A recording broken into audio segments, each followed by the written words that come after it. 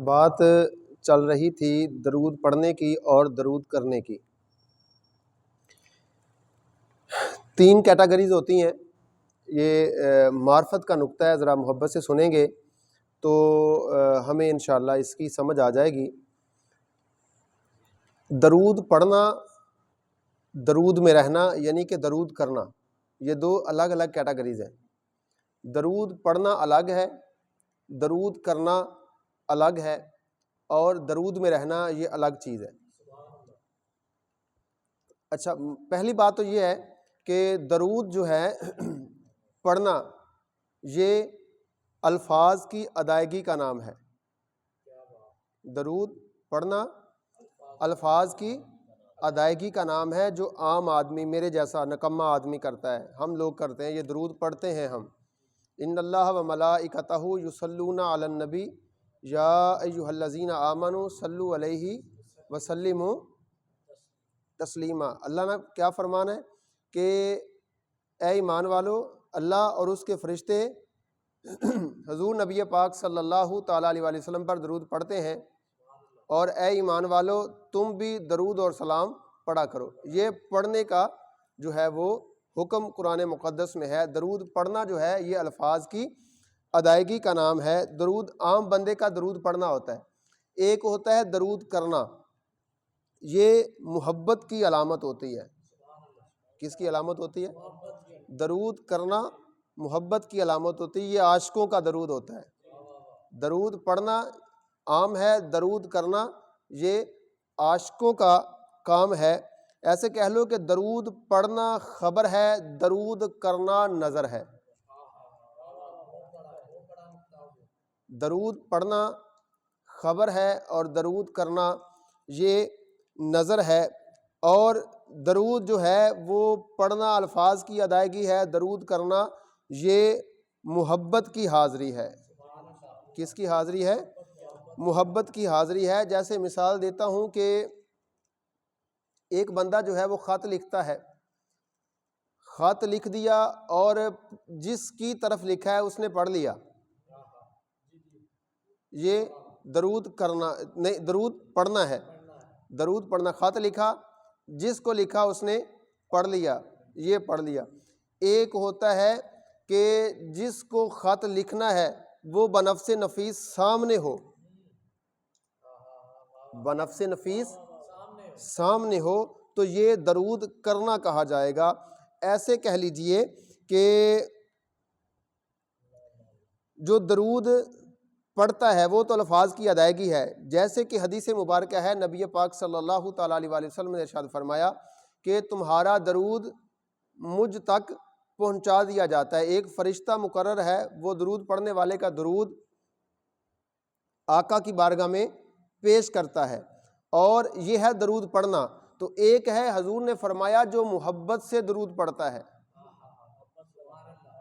جو محبت سے درود پڑھتا ہے، حضور نے فرمایا سمعنی، میں اس کو خود سماعت کرتا ہوں، میں اس کو خود سماعت کرتا ہوں۔ درود پڑھنے والا الفاظ کی ادائیگی ہو گئی، وہ درود پہنچ گیا۔ ایک یہ ہے کہ ادھر درود پڑھا جائے، ادھر سے پردے ہٹ جائیں، مصطفیٰ کریم تشریف لے آئیں، حضور اس کا درود اپنے گوش مبارک سے خود سماعت فرما لیں، یہ ہے درود کرنا۔ جیسے اس کی مثالیں، بہت ساری مثالیں ہیں کہ حضرت امام بصیری رحمۃ اللہ تعالیٰ جنہوں نے درود کیا ہے، بیمار ہو گئے تو حضور کی سواری آئی، کریم آقا تشریف لے کے آئے، بلکہ میں اس کو محبت کی نگری میں اس کو مزید ایسے کہوں گا کہ جو درود پڑھتا ہے وہ حاضر ہوتا ہے، اور جو درود کرتا ہے اس کو حاضر کر لیا جاتا ہے، اس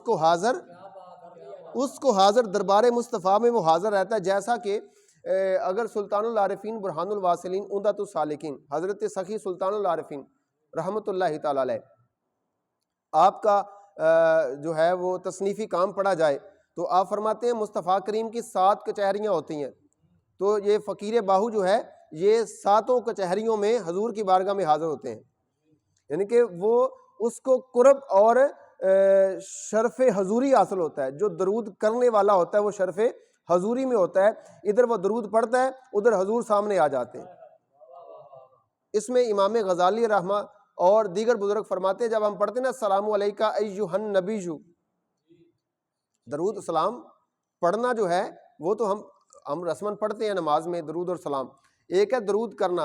امام غزالی فرماتے ہیں جب ہم درود کرتے ہیں، کیا کرتے ہیں؟ السلام علیکہ ایھا النبی، اس وقت تک آگے نہیں جاتے جب تک دیدار مصطفیٰ نہیں کر لیتے، جب تک دیدار مصطفیٰ نہیں کر لیتے، یہ ہے درود کرنا۔ اور ایک تیسری چیز ہے کامل اولیاء جن کے اوپر درود ہوتا ہے، درود پڑھنا ایک، درود کرنا دو، ایک تیسری چیز ہے جن کے اوپر درود ہوتا ہے، وہ جب انسان فنائیت مصطفیٰ میں پہنچ جاتا ہے۔ فنائیت مصطفیٰ میں کچھ لوگ کہتے ہیں 3 درجے ہوتے ہیں، ایک فنا فی المرشد، فنا فی الرسول، فنا فی اللہ۔ ہمارے شیخ فرماتے ہیں کہ تینوں ایک ہی چیز ہے، جو بندہ فنا فی الشیخ ہو گیا وہ سمجھ لے فنا فی الرسول بھی ہوا اور فنا فی اللہ بھی ہو گیا۔ جیسے جو درود جن پہ ہوتا ہے، جن پہ درود ہوتا ہے، جن پہ درود ہوتا ہے اہل بیت اطہار، یعنی کہ ایک یہ ہے درود کریں گے تو سنا جائے گا، ایک یہ ہے کہ درود پاک ان لوگوں کے اوپر کرنا، یعنی کہ حضور خود رحمت فرما دیں، خود شفقت فرما دیں، خود جلوہ گری فرما دیں۔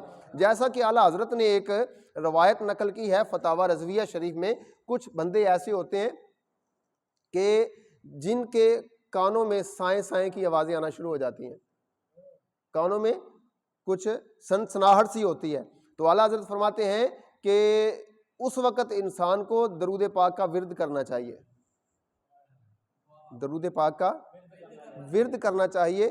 پوچھا گیا حضور اس میں حکمت کیا ہے، سمجھ کیا ہے، کیا ریزن ہے اس میں؟